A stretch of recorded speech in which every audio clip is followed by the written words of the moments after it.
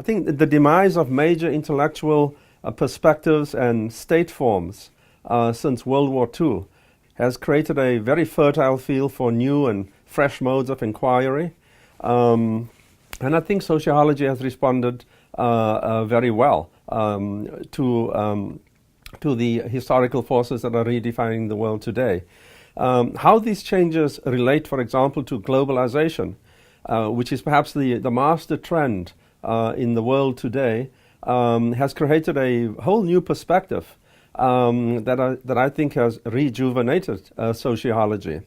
I'd say phenomena such as the collapse of communism, the massification of global space, the digital revolution, the spread of consumerism around the world, and how these intersect with local cultures has produced a world that is not only that is certainly not just uniform, but also, I think, bubbling with ferment and difference and cultural challenge in different parts of the world.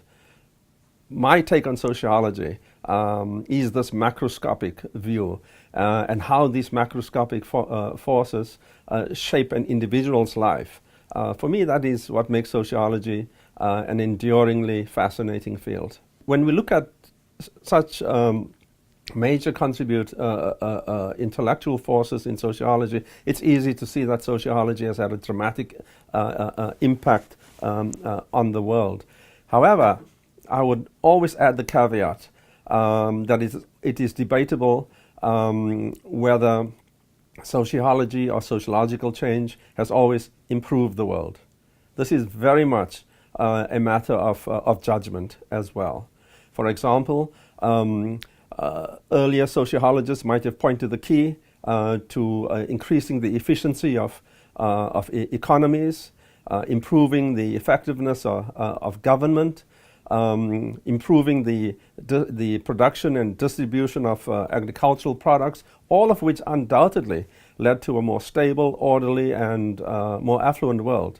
I don't think that understanding crises that flowed from the collapse of communism or the various opportunities and social movements that have arisen around the Arab Spring in the Middle East, the threats to the planet in the form of environmental damage. I don't believe that these are the purview of sociologists only. I think every citizen on this planet should be conversant with and should understand the large-scale forces in which they live.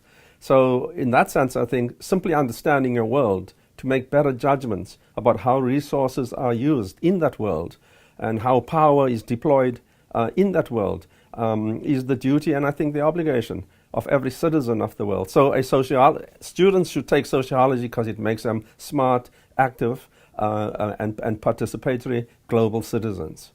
But of course, one does not do these things out of the goodness of one's heart only. I think that sociology has to have a material benefit for students as well. If students don't necessarily want to go into teaching as their vocation, sociology is still essential. Consider the fields of medicine, for example.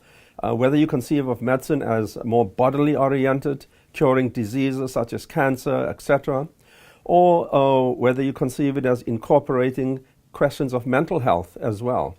And so sociology remains essential even to students who don't necessarily want to specialize in it.